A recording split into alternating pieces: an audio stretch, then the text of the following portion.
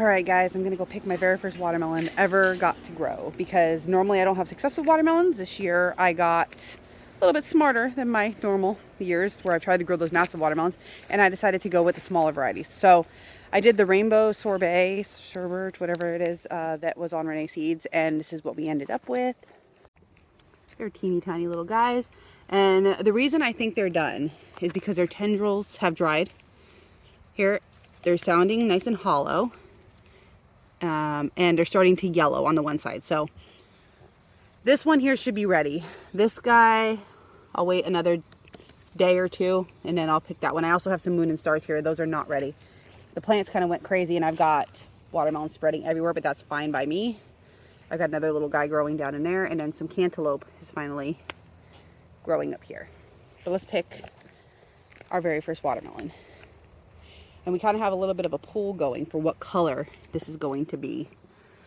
I say it's going to be yellow. My 5-year-old says it's going to be pink, and my 3-year-old says orange. So hopefully this one's actually ready, because it's actually much smaller than this one here. Oh, we're going to clip it. We're going to see. Let's hope.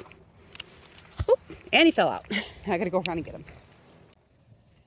All right, there we go. You see how it's a little bit lighter in color. This is the darker side. So hopefully this one's actually ready to eat, because this is the one that started out first. So we're going to take it inside and cut it up. All right, it's our moment of truth to find out what color is inside of here. What do you girls think? Pink? I think pink. Ella, what color do you think? Pink, orange, or yellow? Orange. Orange. Okay, let's find out. Let's find out. It's yellow. Who picked yellow? I picked yellow. Our first one is yellow. So we have 2 more on the vine. I guess we have chances to get pink and orange still. Mom, take out the seeds. Take out seeds.